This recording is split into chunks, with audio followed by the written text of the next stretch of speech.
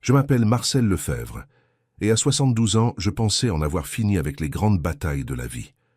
La veille de Noël, j'ai préparé un festin pour mon fils unique et sa femme. Ils ne sont jamais venus. Une simple photographie sur les réseaux sociaux m'a montré où se trouvait vraiment leur loyauté. Je suis resté assis, seul, dans une maison silencieuse, un roi dans un château de souvenirs, quand un coursier a déposé une enveloppe. Elle ne contenait pas une carte de vœux. Elle contenait la preuve juridique d'un secret que j'avais gardé pendant 40 ans, et le pouvoir de reprendre l'empire qu'ils pensaient hériter. Ils ont abandonné leur père, mais ce faisant, ils lui ont remis une épée. Avant de vous raconter comment je l'ai utilisée, dites-moi dans les commentaires d'où vous écoutez mon histoire. Et n'oubliez pas de liker cette vidéo et de vous abonner à la chaîne Homme de Parole si vous croyez que le respect se mérite. Il ne s'hérite pas. Le parfum du romarin et du thym emplissait ma petite cuisine, un nuage chaud et parfumé qui s'accrochait à l'air comme un souvenir heureux. Dehors, l'hiver lyonnais faisait rage, mais ici, il n'y avait que le ronronnement doux du four et le grésillement du chapon, dont la peau prenait lentement une belle couleur dorée. Chaque année, ma défunte épouse Madeleine disait qu'un bon chapon de Noël pouvait résoudre à peu près n'importe quel problème. J'ai passé ma main sur le bois usé de l'îlot central de la cuisine, le chêne lisse comme du verre sous mes doigts calleux. J'ai construit cet îlot pour elle l'année de la naissance de Thierry. Maintenant, tout ce qui restait d'elle, c'étaient les fantômes de ses souvenirs et un silence parfois trop bruyant à supporter. La table de la salle à manger était dressée pour 3. La plus belle porcelaine de Madeleine, les assiettes avec les petits liserés dorés qu'elle ne nous permettait d'utiliser que pour les grandes occasions, brillaient sous la lumière douce. 3 verres à vin poli se tenaient comme des soldats à la parade. 2 couverts d'un côté et un en bout de table. Ma place. J'ai ajusté une fourchette, la rendant parfaitement parallèle au couteau à côté. Tout devait être parfait. Cela faisait 2 ans que Thierry et sa femme Véronique n'avaient pas passé le réveillon ici. L'année dernière, c'était un séjour au ski à Courchevel. L'année d'avant, une semaine dans un resort à l'île Maurice. Mais cette année devait être différente. J'entendais encore la voix de Thierry au téléphone la semaine dernière, pleine d'une chaleur fabriquée que j'ai choisi d'accepter comme sincère. « Bien sûr, papa, on sera là. Noël, c'est pour la famille. » J'ai entendu la voix lointaine de Véronique en arrière-plan, quelque chose à propos des projets de sa mère. Il y a eu une brève conversation étouffée avant que Thierry ne revienne en ligne, son ton encore plus résolu. « 18 heures pile, papa. Ne t'inquiète pas, on ne raterait ça pour rien au monde. » Je me suis accroché à ces mots comme à une promesse. Un homme de mon âge n'a pas grand-chose d'autre à quoi se raccrocher. L'espoir devient une forme de monnaie, et je la dépensais toute sur cette seule soirée. J'ai jeté un coup d'œil à la vieille horloge comtoise dans le couloir, une autre pièce que j'avais fabriquée de mes propres mains il y a des décennies. Son tic-tac régulier et rythmé était le battement de cœur de la maison. Il était 16h30, encore largement le temps. J'ai arrosé le chapon une dernière fois, le riche arôme m'enveloppant. Sur le plan de travail, une bûche de Noël, la préférée de Véronique, refroidissait sur une grille. J'avais même acheté cette bouteille de vin coûteuse qu'elle aimait, un pommard de Bourgogne qui coûtait plus que mes courses de la semaine entière. Cela ne me dérangeait pas. Voir son sourire, voir mon fils heureux, c'était tout le paiement dont j'avais besoin. Pendant un moment, je me suis laissé y croire. Je les ai imaginés franchir la porte, secouant la neige de leurs manteaux, leurs visages rayonnant de joie festive. J'ai imaginé l'étreinte forte de Thierry et même le baiser poli, légèrement distant de Véronique sur ma joue.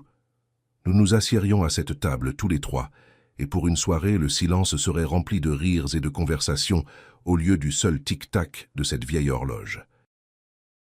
Nous serions à nouveau une famille, comme nous l'étions quand Madeleine était encore là, quand la maison semblait pleine et l'avenir ressemblait à une route droite baignée de soleil.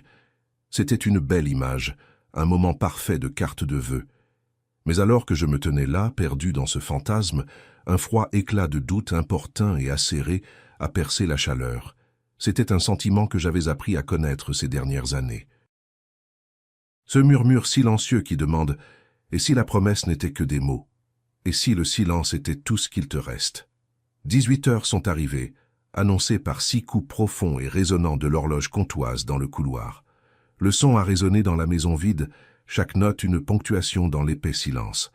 Je me suis assis dans mon fauteuil du salon, le tissu usé, familier et réconfortant contre mon dos. De là où j'étais assis, je pouvais voir parfaitement la table de la salle à manger dressée et en attente. Le chapon reposait sur le plan de travail, enveloppé de papier aluminium pour le garder chaud. La purée de pommes de terre était dans un plat de service sur la cuisinière, une petite mare de beurre fondu durcissant lentement dessus. Tout était prêt. Tout ce qui manquait, c'était les personnes. Dehors, le ciel était passé d'un gris doux à un violet profond et meurtri.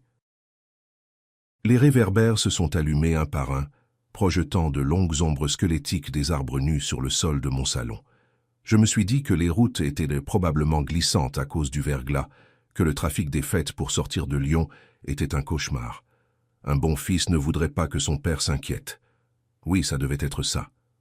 L'horloge a sonné les 3/4, 18h45. Le silence était plus lourd maintenant, pesant sur moi de tous côtés. Ce n'était pas juste du retard. C'était quelque chose de complètement différent. Ma main, paraissant plus vieille et plus ridée que dans mes souvenirs, a hésité avant de prendre mon téléphone sur la table basse. J'ai fait défiler jusqu'au nom de Thierry, la photo de lui souriant sur une plage quelque part semblant être celle d'un étranger. Mon pouce a plané au-dessus du bouton d'appel. Je me suis dit que tout allait bien. C'était un homme occupé, un cadre avec des responsabilités, mais les excuses sonnaient creux comme une couverture usée qui ne pouvait plus offrir aucune chaleur. J'ai appuyé sur le bouton.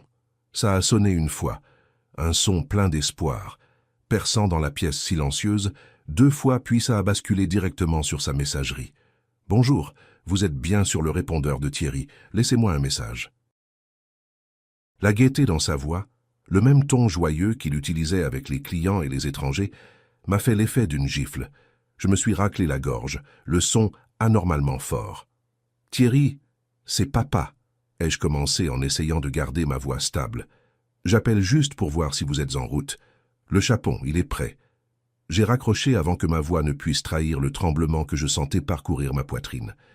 J'avais dit que le chapon était prêt. Comme si l'état d'une volaille rôtie était la chose la plus importante. Comme si je ne pouvais pas me résoudre à dire la vérité. Je suis prêt. Je vous attends.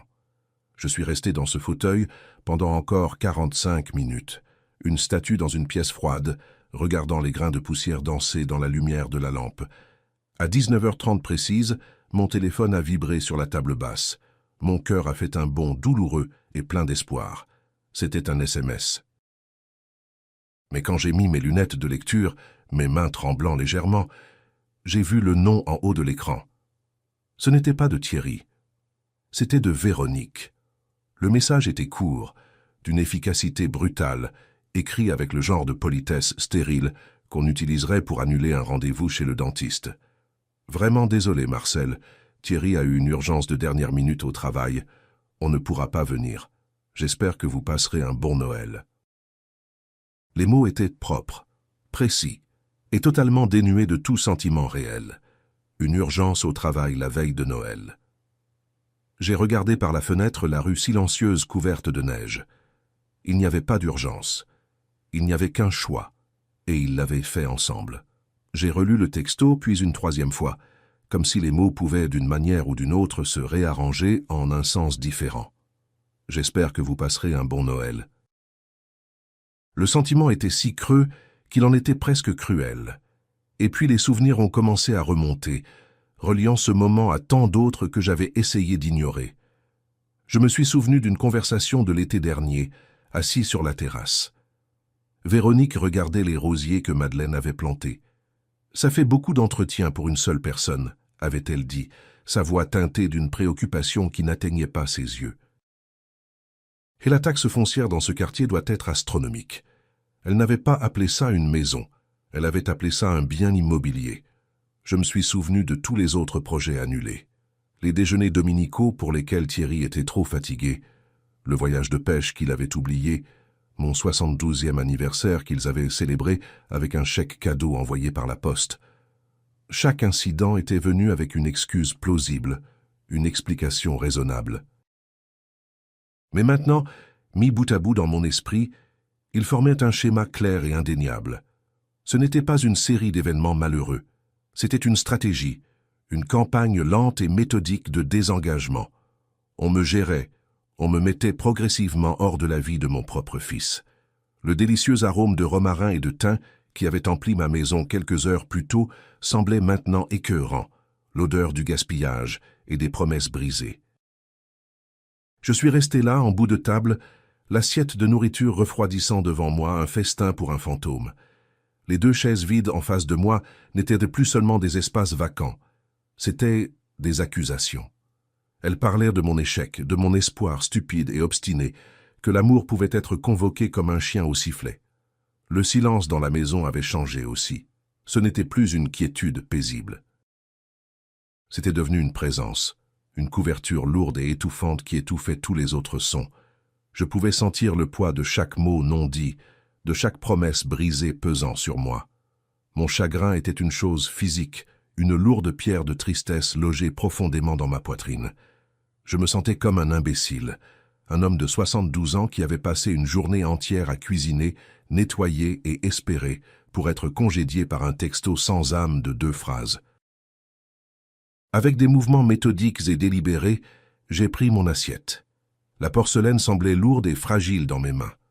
Pendant un instant fou et fugace, j'ai voulu me lever et la jeter contre le mur, l'entendre se briser en 1000 morceaux, créer un son assez fort pour noyer le silence oppressant. Mais je ne l'ai pas fait. Ce n'était pas ma façon de faire. Ma Madeleine avait toujours dit que ma force était dans mon calme, dans ma patience. La colère, m'avait-elle dit un jour alors que nous réparions une fuite sur le toit par une chaude journée d'été. C'est un feu. Il peut forger l'acier ou il peut brûler toute ta maison. Le choix de ce qu'il fait, Marcel, appartient à l'homme qui le tient. J'ai porté l'assiette dans la cuisine et raclé le repas entier, intact, dans la poubelle. Le son de la nourriture parfaitement cuisinée, heurtant le fond de la poubelle, était obscène, un testament à un amour qui n'avait pas été rendu. Je suis retourné dans le salon, mes pas lourds sur le parquet que j'avais posé moi-même il y a 40 ans. Mes yeux se sont posés sur le manteau de la cheminée au-dessus du foyer. Il y avait plusieurs photos encadrées là, une petite collection de moments figés d'une vie principalement vécue. Mon regard s'est arrêté sur une en particulier. C'était une photo de Madeleine et moi, prise le jour où nous avons signé l'acte de vente de ce terrain. Nous n'étions pas vraiment sur la photo, c'était plutôt la maison ou plutôt le squelette de la maison. Nous nous tenions dans l'ossature à moitié terminée de ce qui deviendrait notre salon, de la sueur dans les cheveux, des sourires sur nos visages si larges et lumineux qu'ils auraient pu éclairer tout le chantier. Nous étions jeunes, forts, et nous construisions notre avenir de nos propres mains. Je me suis souvenu de l'expression de Madeleine ce jour-là, un regard de détermination féroce et inébranlable. Elle m'avait regardé, les yeux pétillants, et avait dit « On ne construit pas juste une maison, Marcel. On construit un héritage, quelque chose qui restera longtemps après notre départ. Ne laisse jamais personne la traiter comme si ce n'était que du bois et des clous. » En regardant son visage vibrant et souriant, quelque chose en moi a changé. La lourde pierre de chagrin dans ma poitrine n'a pas disparu, mais elle a commencé à changer de forme. Elle s'est solidifiée, ses bords doux et douloureux se durcissant en quelque chose de tranchant et de défini.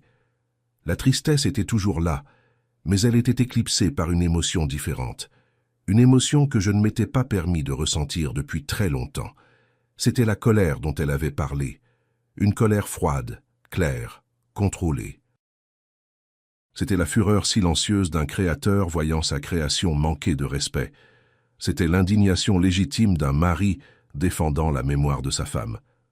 Ils n'avaient pas seulement abandonné le soir de Noël, ils avaient manqué de respect à l'héritage de Madeleine. Ils avaient regardé cette maison, ce monument à notre amour et notre dur labeur, et n'avaient vu rien de plus qu'un bien immobilier, du bois et des clous. Dans le silence profond et écrasant de ce réveillon de Noël, j'ai su que je ne laisserais pas ce feu brûler ma maison. Je l'utiliserais, je le laisserais me tremper. Je me suis levé de ma chaise, le dos droit, les douleurs et les courbatures de mon âge momentanément oubliées. Je suis passé devant la table moqueuse et suis entré dans le petit bureau attenant au salon. C'était l'ancien bureau de Madeleine, et je l'avais gardé exactement comme elle l'avait laissé. Je me suis assis dans son fauteuil et j'ai ouvert le tiroir du bas de son lourd bureau en chêne. Mes doigts ont glissé sur de vieux albums photos et des piles de lettres jusqu'à trouver ce que je cherchais. Un épais registre relié de cuir. Il semblait lourd et important dans mes mains.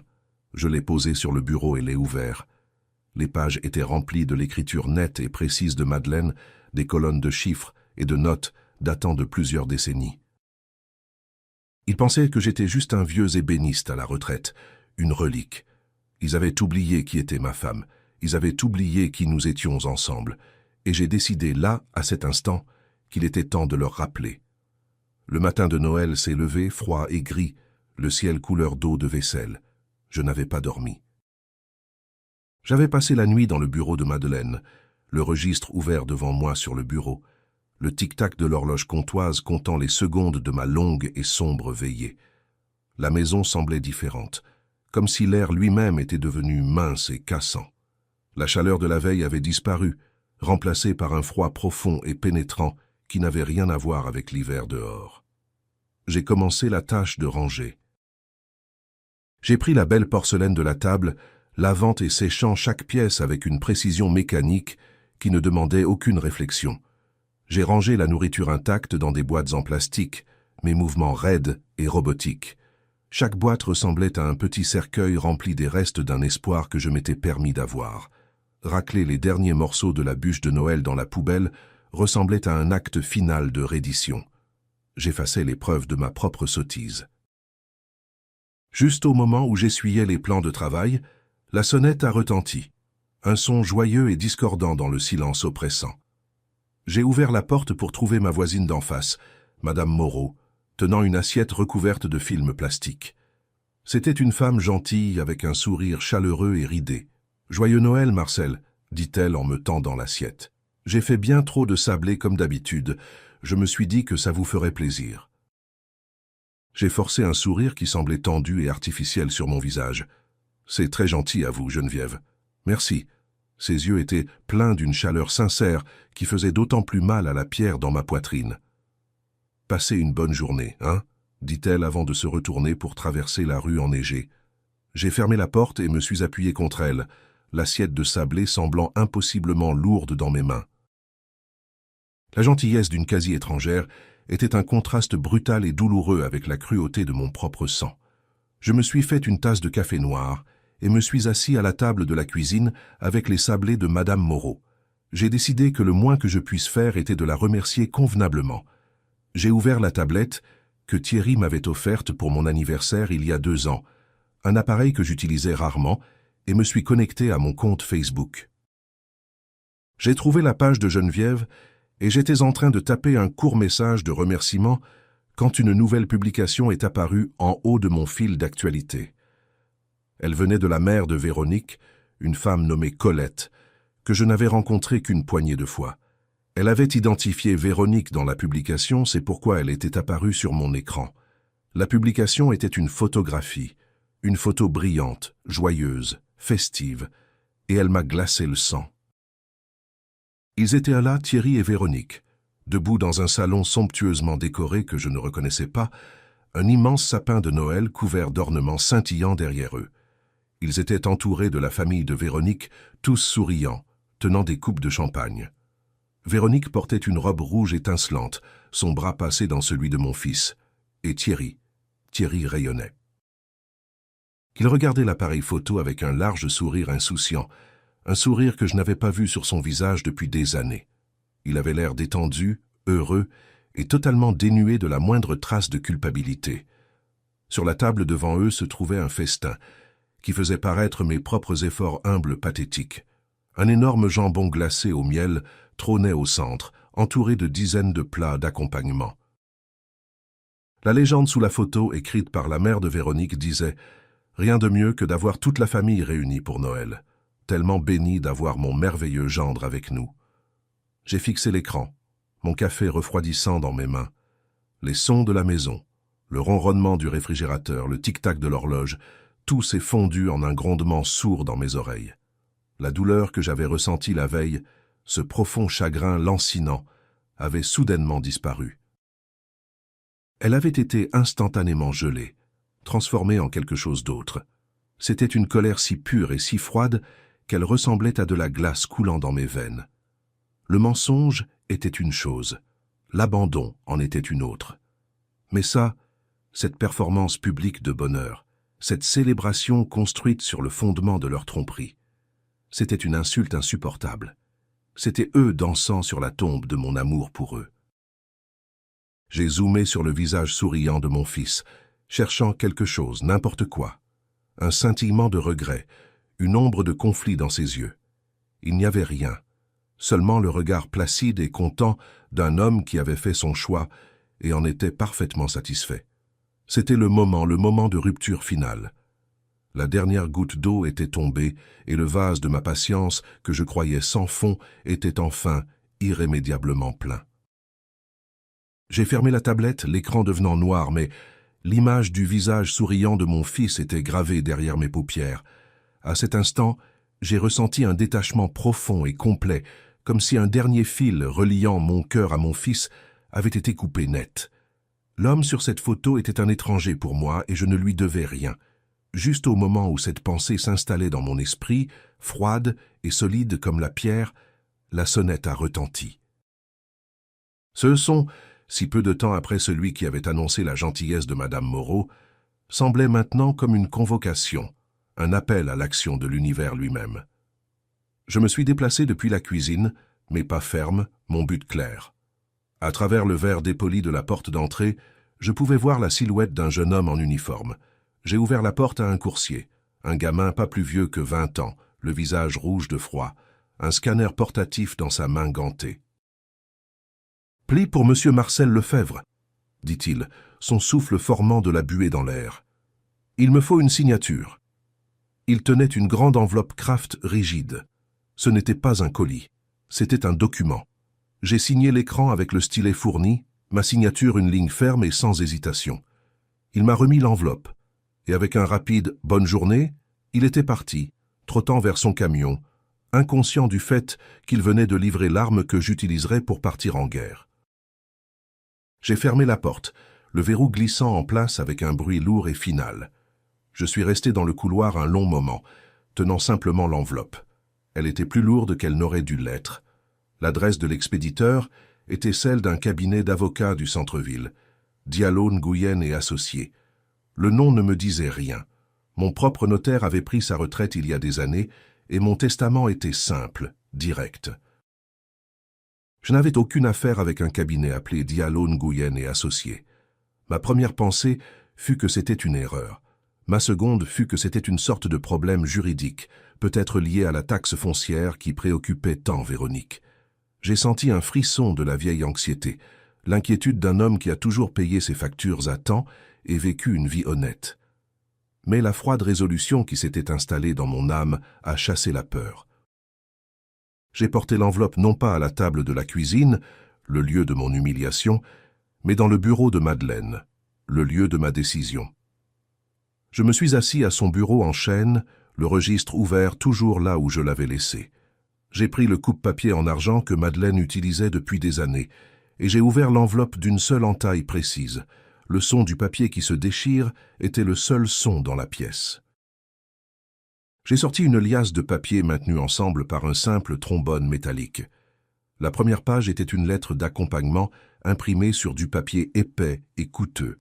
« Cher Monsieur Lefebvre », commençait-elle, « veuillez trouver ci-joint le résumé financier du 4e trimestre pour LMR Création d'Art, ainsi que votre chèque de dividende trimestriel en tant qu'actionnaire majoritaire.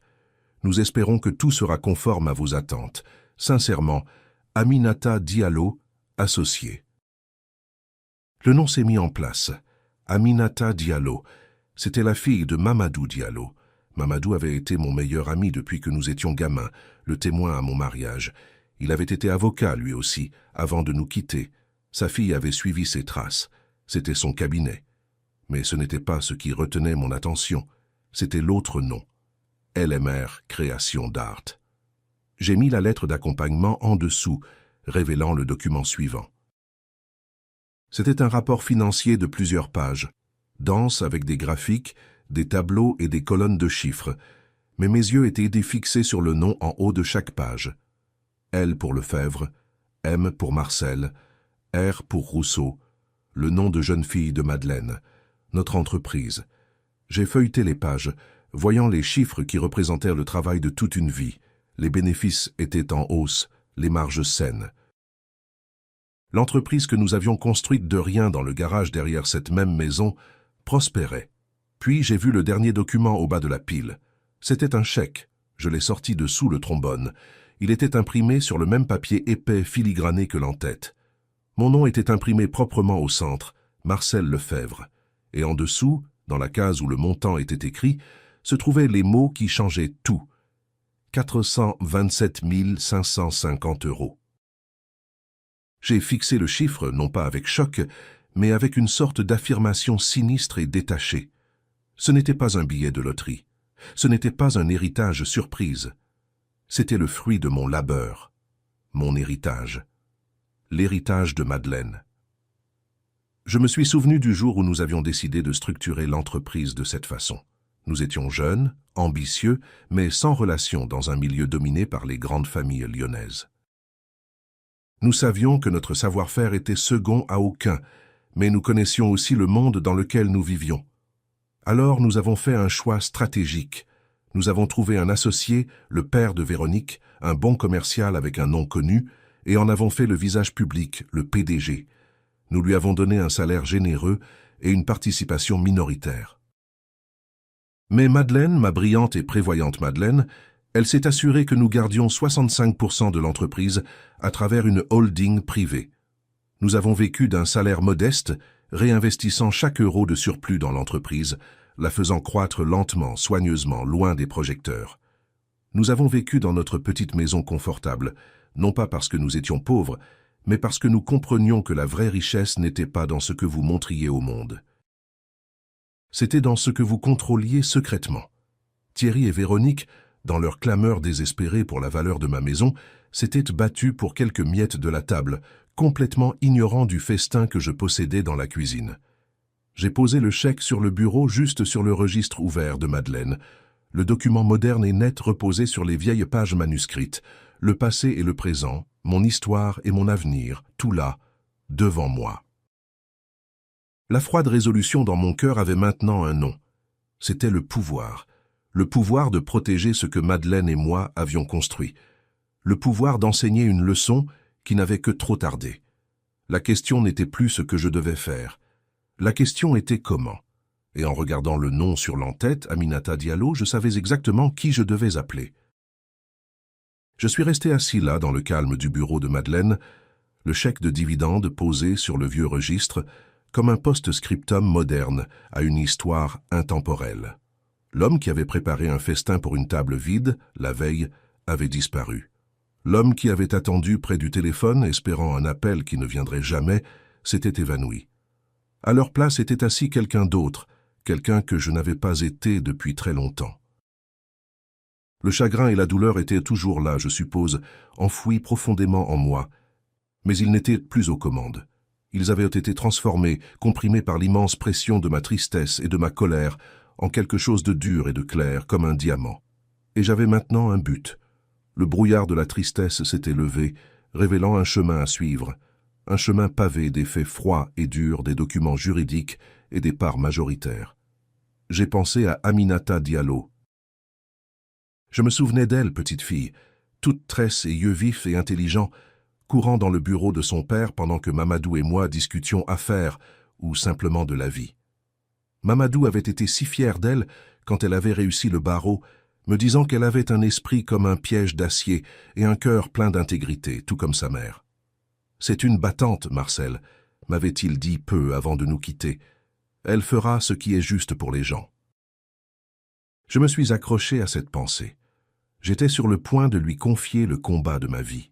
Il ne s'agissait plus de simple vengeance. La vengeance était un acte désordonné et émotionnel.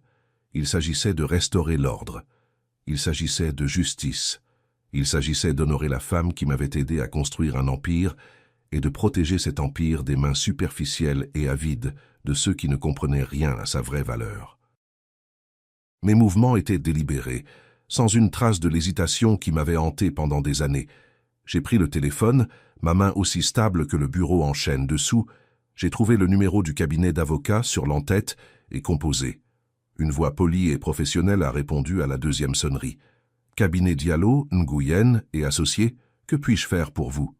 Sa voix était vive et efficace. Je me sentais à des années-lumière de l'homme qui avait laissé un message tremblant sur le répondeur de son fils la veille. « Je souhaiterais parler à maître Aminata Diallo », ai-je dit, ma propre voix basse et égale, portant un poids d'autorité qui m'a surpris moi-même. « Puis-je savoir qui appelle ?» demanda la réceptionniste. « Mon nom est Marcel Lefebvre », ai-je simplement déclaré. Il y eut une brève pause, puis un clic, et une nouvelle voix est arrivée en ligne. Aminata Diallo à l'appareil. Elle semblait vive, concentrée et occupée. « Bonjour, maître Diallo », ai-je commencé. « Vous ne vous souvenez peut-être pas de moi, mais je m'appelle Marcel Lefebvre. Votre père, Mamadou, était mon meilleur ami. » La ligne est devenue silencieuse un instant. Je pouvais presque entendre les rouages tourner dans son esprit, reliant mon nom aux histoires que son père avait dû lui raconter. Quand elle a repris la parole, la froideur professionnelle dans sa voix avait été remplacée par une note de curiosité chaleureuse. « Monsieur Lefebvre », dit-elle. « Bien sûr, mon père parlait souvent de vous. C'est un honneur de vous entendre. Comment puis-je vous aider ? Je n'ai pas perdu de temps en politesse. Je suis allé droit au but. J'ai besoin de prendre rendez-vous avec vous, ai-je dit, mon ton ne laissant aucune place à la négociation. C'est une affaire urgente concernant mes participations dans une société privée. Bien sûr, répondit-elle. Nous sommes le jour de Noël, mais je peux certainement demander à mon assistante de vous trouver un créneau la semaine prochaine. Je l'ai interrompu, pas grossièrement, mais avec une fermeté qui rendait mes intentions claires. Demain matin serait préférable, ai-je déclaré. 9 heures. Je vous assure, maître Diallo, que cela vaudra la peine de reporter ce que vous aviez prévu. Il y eut un autre bref silence. Je n'avais pas demandé, j'avais dit. Je n'étais plus un suppliant. J'étais un actionnaire majoritaire donnant une instruction. « Très bien, monsieur Lefebvre », dit-elle finalement, un nouveau respect dans sa voix. 9 heures, à mon cabinet. Il y a encore une chose, ai-je ajouté, mes yeux tombant sur le registre de Madeleine. J'aurais besoin que vous apportiez les documents originaux de constitution de LMR Création d'Art, ainsi qu'une liste complète et à jour de tous les actionnaires et de leurs droits de vote. Je présume que vous avez accès au coffre de l'entreprise maintenant. Le silence à l'autre bout de la ligne était profond. Je savais ce qu'elle pensait. Une demande de rendez-vous de routine venait de se transformer en une manœuvre de pouvoir d'entreprise. « Je les aurai prêts, dit-elle, sa voix maintenant entièrement professionnelle. « Très bien, répondis-je. J'ai hâte de vous rencontrer, Aminata. » J'ai mis fin à l'appel sans dire au revoir. J'ai reposé le téléphone sur son socle avec un clic doux et définitif. Je me suis adossé au fauteuil de Madeleine et j'ai regardé à nouveau la photo sur le manteau de la cheminée. Je ne faisais plus simplement son deuil. Je continuais enfin son œuvre. Le jeu avait commencé.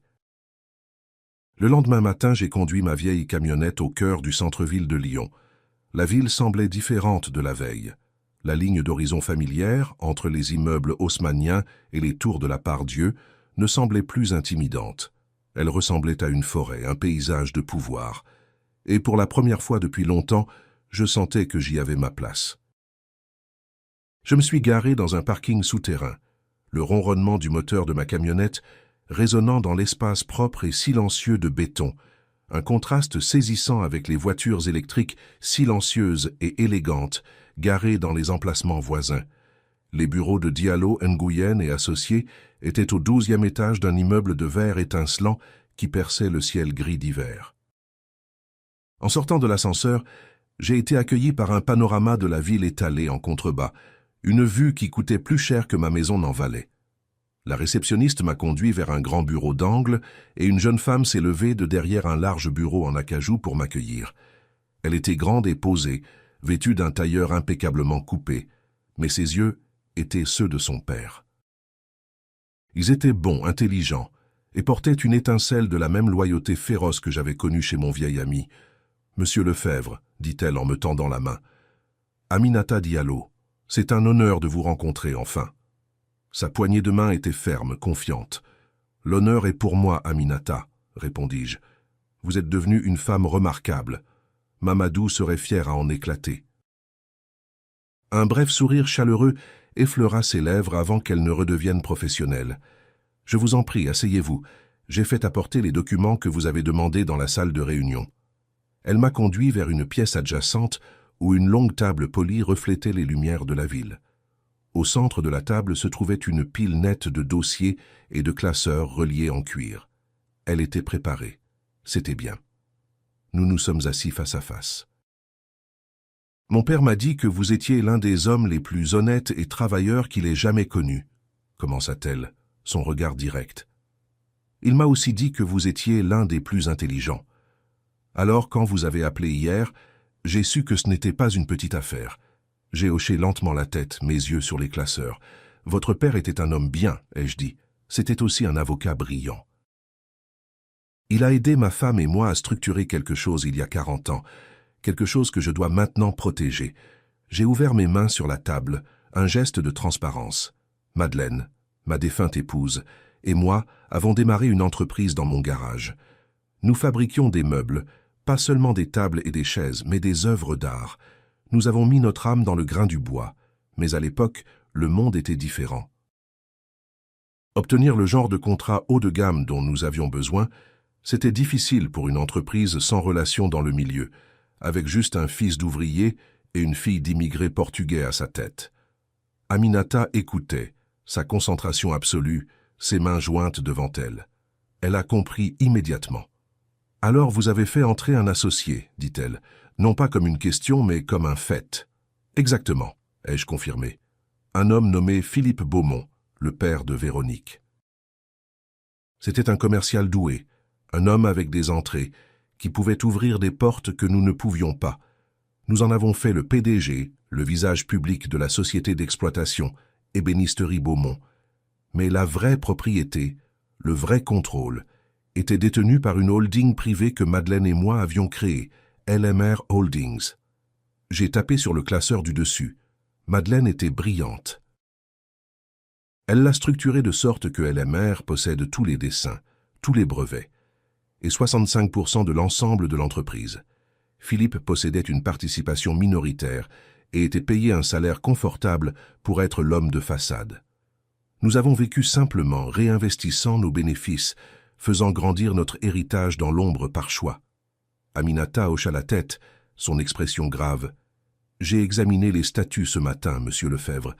C'est exactement comme vous le dites. Blindé. Votre position d'actionnaire majoritaire de la holding est absolue et incontestable. » Elle fit une pause, puis se pencha légèrement en avant, sa voix baissant d'un ton.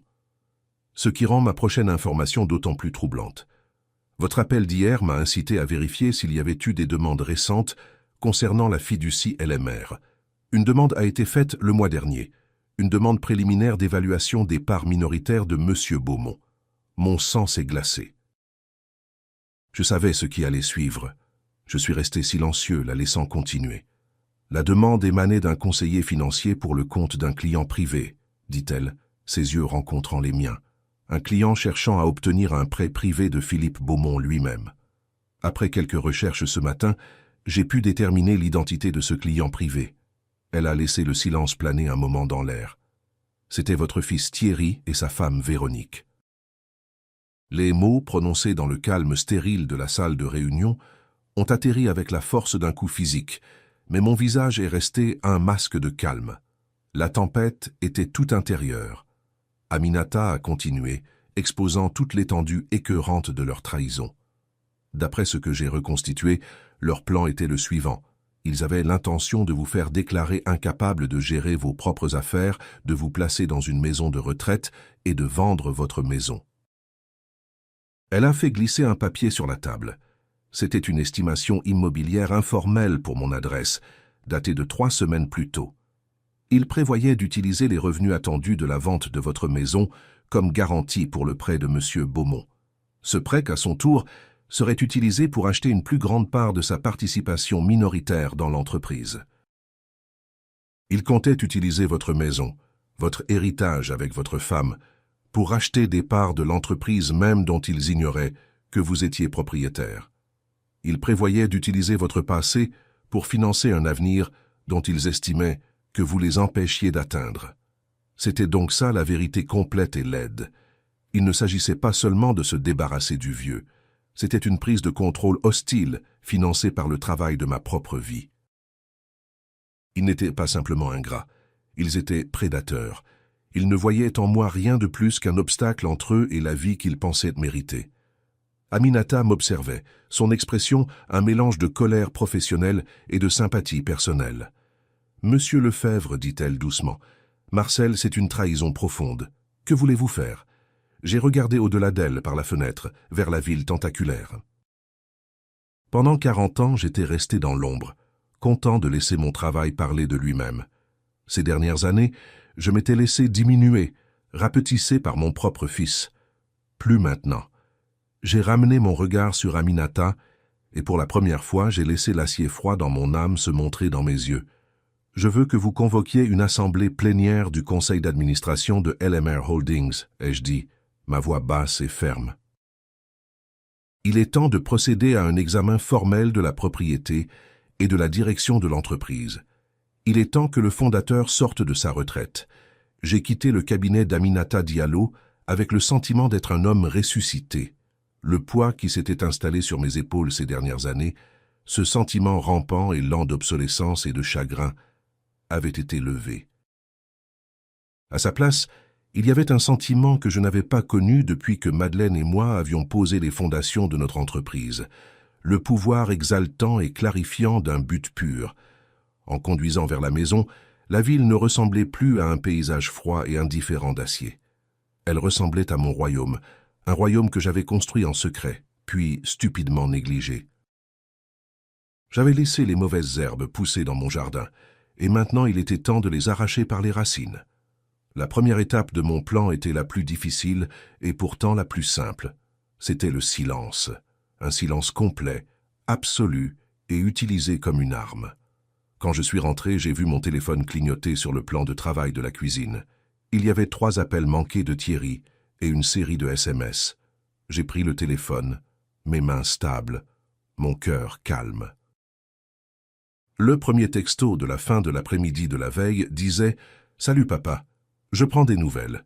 J'espère que tu as passé un bon Noël. » L'hypocrisie était si flagrante qu'elle en était presque comique. Le suivant, de ce matin, était plus direct. « Papa, pas de nouvelles de toi, tout va bien? Rappelle-moi s'il te plaît. » Le dernier message, envoyé il y a à peine 1 heure, avait une pointe d'impatience entêtée. « Papa, Véronique et moi avons vraiment besoin de te parler de quelque chose d'important concernant la maison. C'est pour assurer notre avenir. Rappelle-nous, s'il te plaît. » Assurer leur avenir. Ils voulaient me parler d'assurer leur avenir en démantelant mon passé. Il y a 1 an, ces messages m'auraient plongé dans une spirale d'inquiétude et de culpabilité. J'aurais rappelé immédiatement, m'excusant de ne pas avoir été disponible, empressé de faire plaisir, de régler n'importe quel problème. Mais maintenant, j'ai simplement lu les mots et un sourire froid a effleuré mes lèvres. Je voyais les messages pour ce qu'ils étaient. Les coups de sonde nerveux d'une paire de voleurs, vérifiant si le propriétaire dormait encore. J'ai posé le téléphone sur le plan de travail, écran vers le bas. Je ne répondrai pas. Mon silence serait mon premier coup. Qu'ils se demandent, qu'ils deviennent anxieux, et puis que cette anxiété se transforme en excès de confiance à mesure que les jours passaient sans un mot du vieil homme. Un ennemi qui vous croit faible et sans réaction est un ennemi qui marche sans précaution.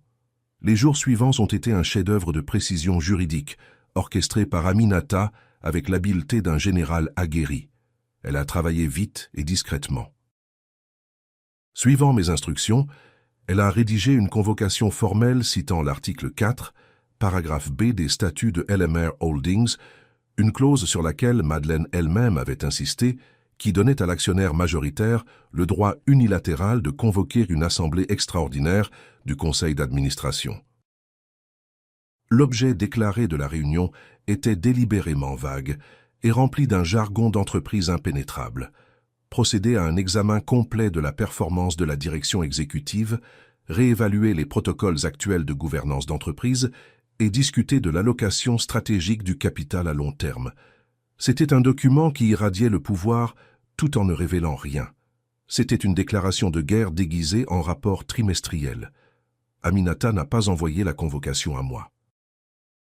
Elle ne l'a pas envoyée à Thierry. Elle l'a envoyée par huissier directement au bureau du PDG d'Ébénisterie Beaumont, Philippe Beaumont.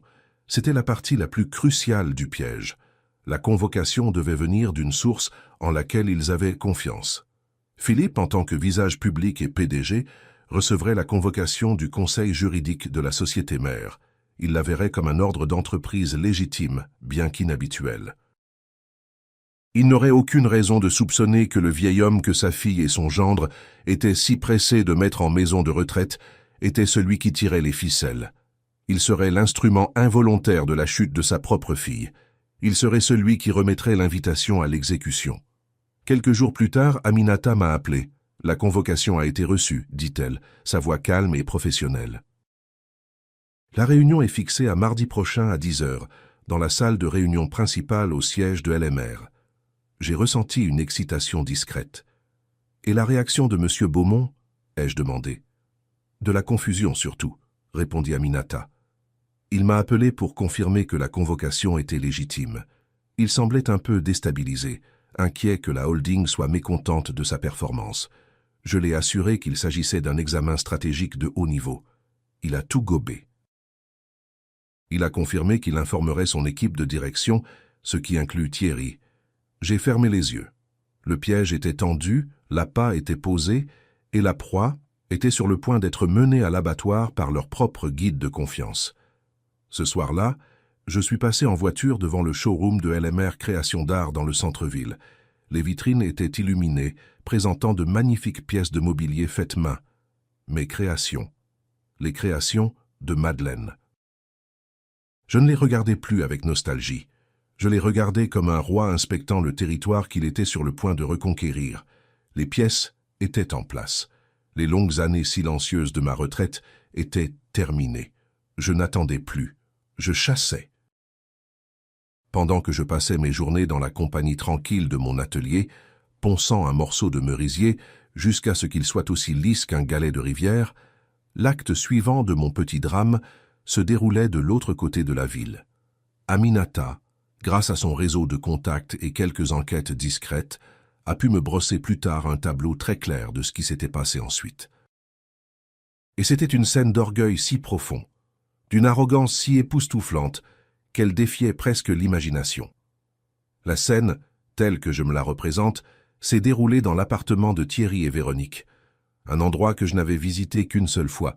C'était un environnement stérile de murs blancs, de meubles gris et de surfaces de verre froid, un foyer qui ressemblait plus à un hall d'entreprise qu'à un lieu où vivait une famille. C'est là qu'ils ont reçu l'appel qui allait sceller leur sort. L'appel venait de Philippe Beaumont, le père de Véronique. Aminata m'a dit qu'il avait l'air agité, confus. Un homme qui sentait le sol se dérober sous ses pieds, mais ne savait pas pourquoi. J'imagine Véronique mettant le téléphone sur haut-parleur, son expression aiguisée et analytique, pendant que Thierry s'agitait nerveusement derrière elle. LMR Holdings vient de convoquer une assemblée extraordinaire du conseil pour mardi matin. La voix de Philippe grésillait dans le haut-parleur. La convocation vient de leur conseil juridique. Quelque chose à propos d'un examen complet de la direction exécutive. Je n'ai jamais rien vu de tel. Ils veulent toute l'équipe de direction présente. Ça t'inclut, Thierry. J'ai besoin de vous deux dans cette salle. J'imagine le moment de silence après qu'il a raccroché. Thierry, toujours inquiet, l'a probablement vu comme une menace. Un examen de la direction? Qu'est-ce que ça veut dire? On a des ennuis? Mais Véronique l'aurait vu comme une invitation. Ses yeux se seraient illuminés d'une ambition brute et nue. Je peux presque entendre son rire sec et dédaigneux. Des ennuis, Thierry? Tu ne vois pas l'échiquier derrière les pions. Ce n'est pas une menace. C'est une opportunité en or qui nous est servie sur un plateau d'argent. Sa confiance aurait été contagieuse, submergeant facilement l'anxiété de la faible volonté de Thierry. Notre plan, aurait-elle continué, sa voix électrique d'excitation, celui qu'on allait proposer à ton père. On le présente directement au sommet. On va leur montrer qu'on n'est pas juste des cadres intermédiaires. On est des visionnaires. La conversation qu'ils ont eue cette nuit-là, en préparant la réunion de leur vie, était une symphonie de condescendance. Ils parlèrent de moi comme si j'étais déjà un fantôme. Le vieux n'a toujours pas rappelé, aurait dit Thierry, une lueur de culpabilité vite éteinte par le pragmatisme de Véronique. « C'est mieux comme ça », aurait-elle répondu en balayant l'air d'un geste dédaigneux de la main. Ça prouve notre point. Il s'est retiré du monde, incapable de gérer ses propres affaires, encore moins un actif aussi précieux que cette maison. Ça rend tout le processus plus propre. On peut dire au Conseil qu'on a un plan clair de liquidation de capital pour financer notre acquisition de parts. Ils sont probablement restés éveillés tard cette nuit-là, créant des graphiques et des présentations, répétant leurs discours devant un miroir. Ils n'essayaient plus seulement de vendre ma maison. Ils se préparaient à effectuer une prise de contrôle hostile de mon héritage, utilisant le fantasme de la valeur de ma maison comme arme principale. Ils étaient si aveuglés par leur propre ambition, si certains de ma faiblesse et de leur propre génie, qu'ils ne se sont jamais arrêtés pour poser la question la plus importante. Qui exactement avait convoqué cette réunion? Pourquoi, maintenant? Ils voyaient une porte s'ouvrir sur leur glorieux avenir. Et ils étaient trop arrogants, trop avides pour voir que c'était la porte d'une cage que j'avais construite de mes propres mains, avec les meilleurs matériaux, leur propre manque de respect, leur propre déloyauté et leur propre arrogance sans limite et magnifique. Et pendant qu'ils préparaient leur discours, j'étais chez moi à préparer mon verdict. La salle du conseil était au dernier étage, une cathédrale du pouvoir corporatif. Une immense table unique faite d'une dalle d'acajou polie courait sur toute la longueur de la pièce, si sombre et luisante qu'elle ressemblait à un lac gelé à minuit. C'était une pièce que j'avais dessinée moi-même il y a 30 ans. Sur le mur du fond, des baies vitrées du sol au plafond offraient une vue panoramique sur la ville. Un royaume tentaculaire de béton et d'ambition. Aminata et moi étions arrivés 1 heure en avance. Je voulais ressentir la pièce, me réapproprier le cœur de l'empire que j'avais bâti depuis l'ombre. J'ai choisi la chaise en bout de table, un grand trône de cuir à haut dossier qui était le siège du président. Cela semblait juste. Cela ressemblait à un retour chez moi. Aminata s'est assise à ma droite, une pile nette de dossiers et de classeurs devant elle, son expression calme et concentrée. Nous n'avons pas parlé. Il n'y avait plus rien à dire. Le plan était en marche. Tout ce que nous avions à faire était d'attendre que les acteurs prennent leur place sur la scène. À 10 heures précises, j'ai entendu leur voix dans le couloir. Ils riaient.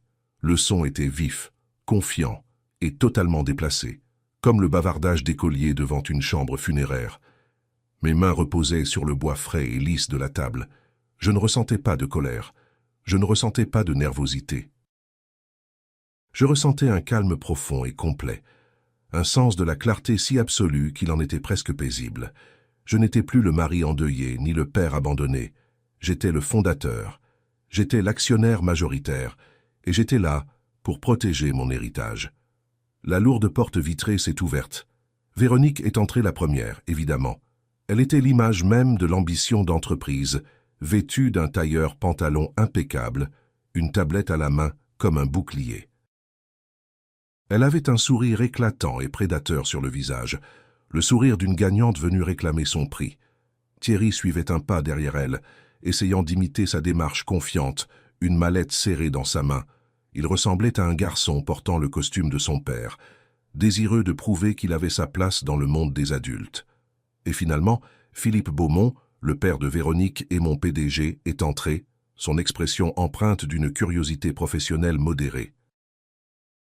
Ils formaient un front uni, une armée conquérante, prête à présenter leur grande vision. Leurs yeux ont balayé la pièce, s'attendant à voir un panel de membres anonymes du conseil de la holding. Et puis, leur regard collectif a voyagé vers le bout de la table, et ils m'ont vu. L'instant s'est étiré en une éternité. C'était comme si j'avais appuyé sur pause sur leur monde entier. Le sourire confiant sur le visage de Véronique n'a pas simplement disparu. Il s'est brisé comme un reflet dans un miroir cassé. Sa bouche s'est légèrement entr'ouverte, ses yeux écarquillés d'une confusion si profonde qu'elle confinait à la panique.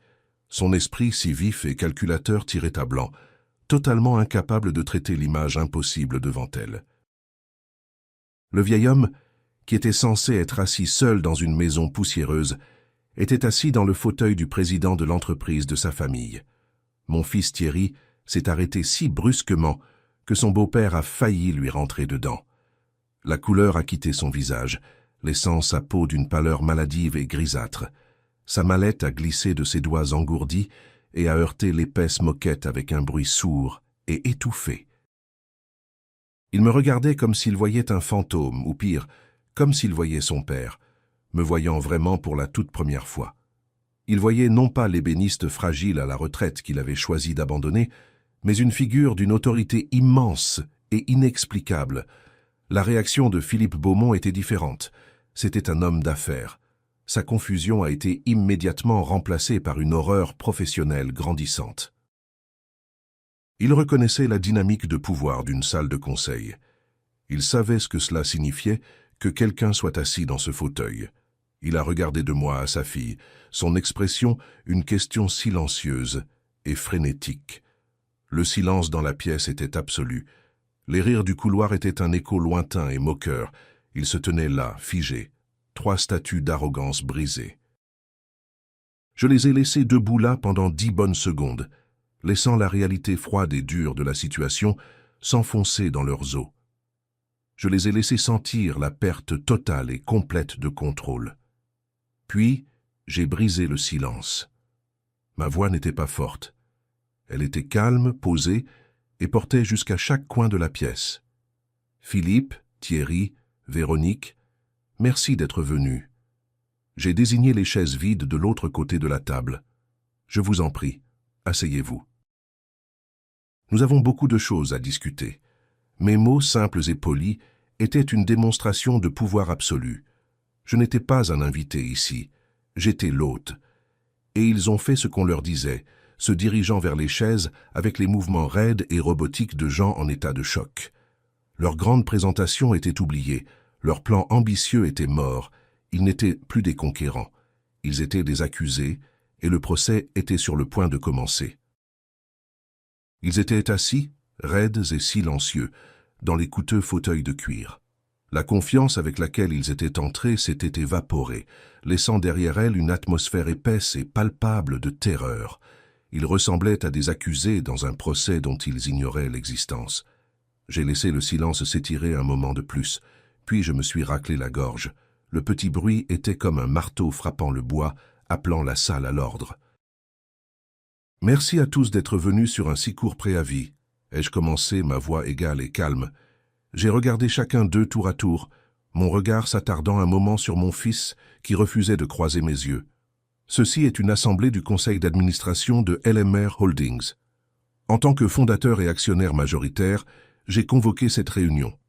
Je cède maintenant la parole à mon avocate, maître Aminata Diallo.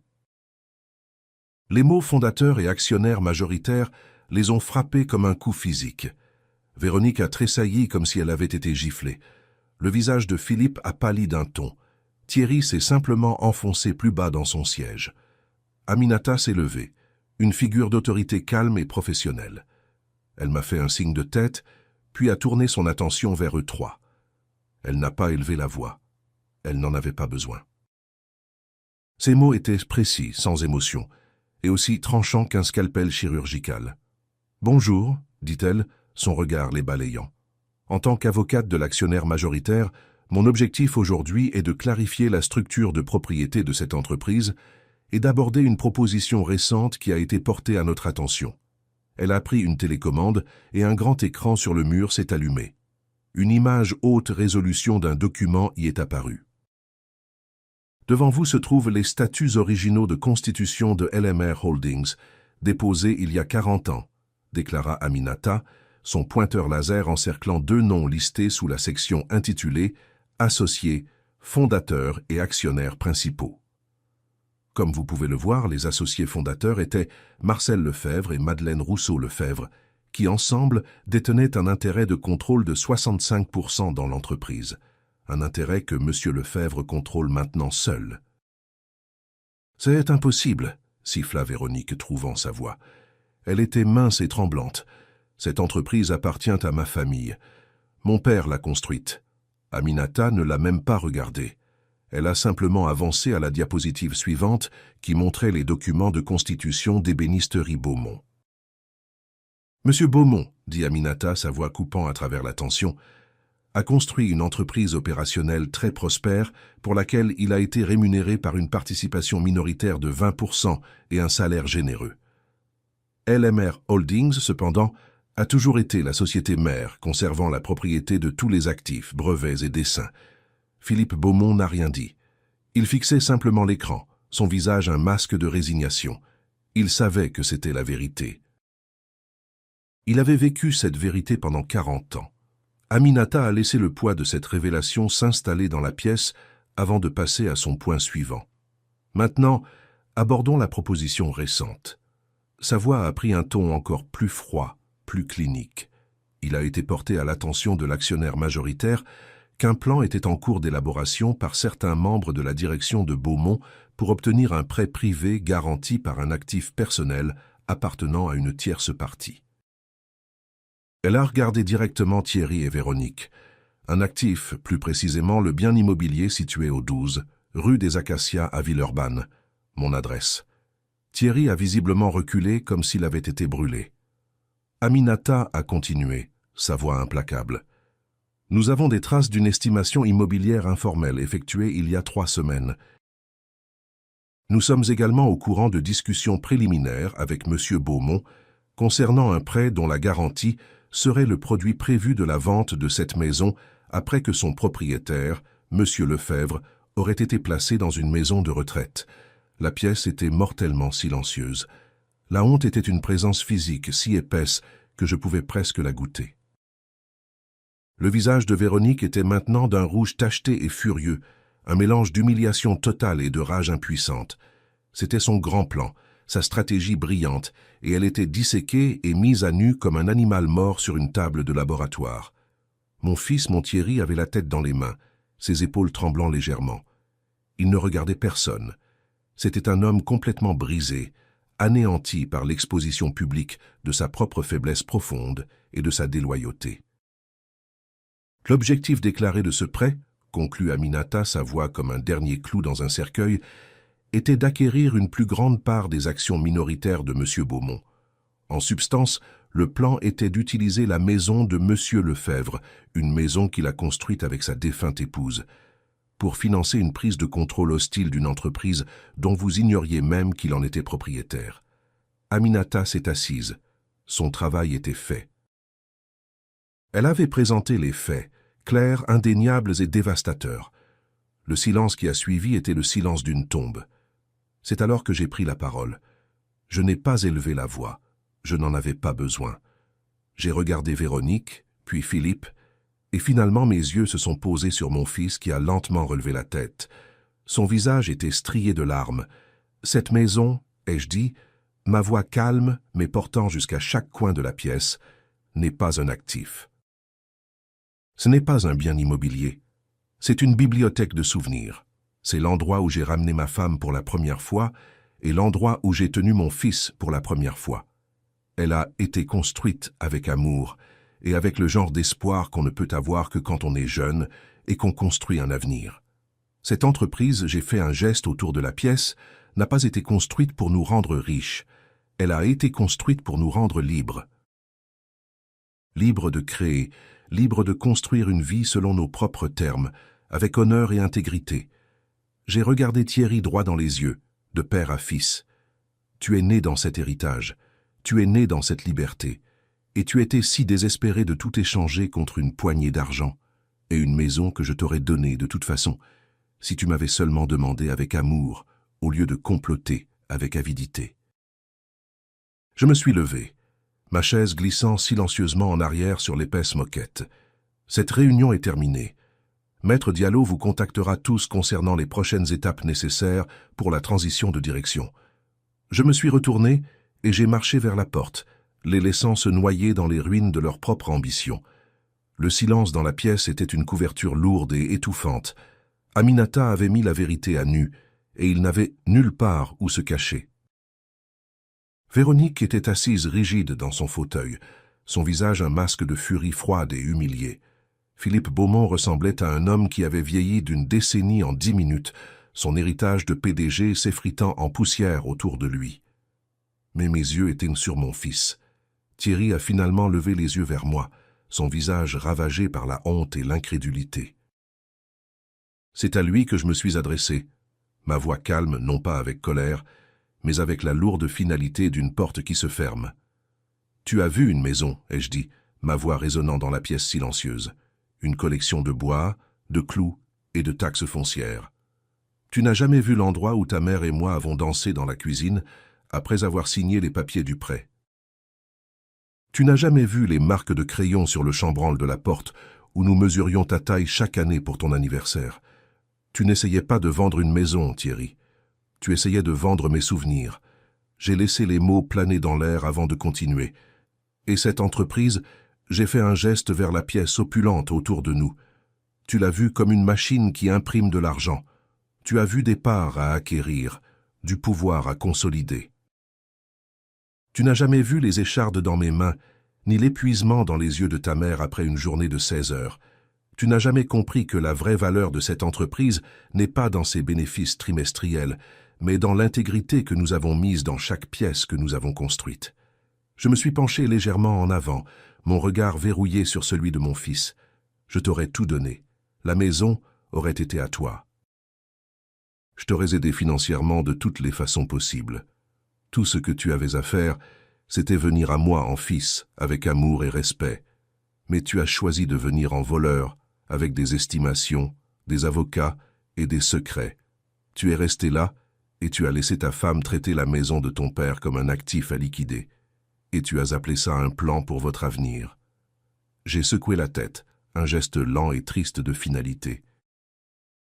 Un héritage n'est pas quelque chose qu'on reçoit quand quelqu'un meurt. C'est une norme d'honneur qu'on maintient de leur vivant. Tu as échoué à la maintenir. Par conséquent, tu n'y as aucun droit. Je me suis levé, ma chaise glissant silencieusement en arrière sur la moquette. La réunion était terminée. Le verdict avait été rendu. « Philippe, ai-je dit, ma voix maintenant ferme et claire, vous avez manqué à votre devoir fiduciaire envers cette entreprise et ses actionnaires principaux. Maître Diallo prendra contact avec votre avocat pour discuter des termes de votre départ. Puis j'ai regardé les 2 personnes qui m'avaient brisé le cœur. Quant à vous deux, vous n'êtes plus employés de cette entreprise à quelque titre que ce soit, et vous n'êtes plus les bienvenus dans ma maison. » Je leur ai alors tourné le dos et j'ai marché vers les grandes fenêtres donnant sur la ville. Je n'avais pas besoin de les regarder partir. J'ai entendu le raclement des chaises, le bruit sourd d'une mallette qu'on ramasse, et les pas lourds et silencieux de leur retraite. J'ai entendu le clic discret de la porte de la salle du conseil qui se fermait derrière eux, un son d'une finalité absolue et méritée. La guerre était terminée. Les semaines qui ont suivi l'assemblée du Conseil ont été un tourbillon de changements, une tempête nécessaire pour purifier l'air. En tant que président du conseil d'administration de LMR Holdings, j'ai ramené l'entreprise à ses principes fondateurs. Philippe Beaumont a eu droit à une retraite discrète et sans cérémonie.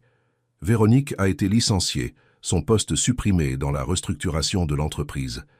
L'entreprise que ma Madeleine et moi avions construite était sauve. Mais il restait une dernière affaire à régler. Quelques semaines plus tard, j'ai demandé à Thierry de me retrouver, pas dans la salle du conseil et pas chez moi, mais au cœur de l'entreprise, l'atelier principal où tout avait commencé. Il est arrivé, ressemblant à une version évidée de lui-même. L'arrogante confiance avait disparu, remplacée par une honte silencieuse et battue. Il se tenait au milieu de l'odeur de sueur et de vernis, un fantôme dans l'endroit où j'avais passé les meilleures années de ma vie. Je ne lui ai pas offert de chaise. « Je ne vais pas te donner d'argent, fiston », ai-je commencé, ma voix égale, sans colère. « Je ne vais pas te donner un poste de direction. Tu as prouvé que tu ne comprenais pas la valeur, ni de l'un ni de l'autre. J'ai pointé du doigt un établi vide dans le coin où un ensemble de vieux outils usés était disposé. Mais je t'offre une opportunité. Une chance de repartir de zéro. Tu peux avoir un emploi ici comme apprenti, gagnant un salaire d'apprenti. Tu balayeras les sols. Tu apprendras à mesurer 2 fois et couper une seule. Tu apprendras la différence entre prendre ce que les autres ont construit et créer quelque chose de tes propres mains. Il m'a regardé, ses yeux remplis d'un mélange de désespoir et d'une minuscule étincelle vacillante de quelque chose d'autre. C'est ta chance de construire quelque chose de vrai, lui ai-je dit. Pas une vie, pas une carrière, juste une simple, honnête boîte en bois. Et si tu peux apprendre à faire ça avec intégrité, alors peut-être pourras-tu commencer à te reconstruire toi-même. Le choix t'appartient. Je l'ai laissé debout là, seul avec les outils et le silence. Les saisons ont tourné. L'hiver rigoureux a cédé la place à un printemps doux, et les rosiers que Madeleine avait plantés ont recommencé à fleurir, leurs pétales cramoisis une touche de couleur bienvenue contre le vieux bois de la maison. J'ai passé mes journées dans l'atelier, non pas comme un homme se cachant du monde, mais comme un artisan appréciant son art. L'entreprise était entre les mains capables d'Aminata, et ma maison était redevenue un sanctuaire de paix.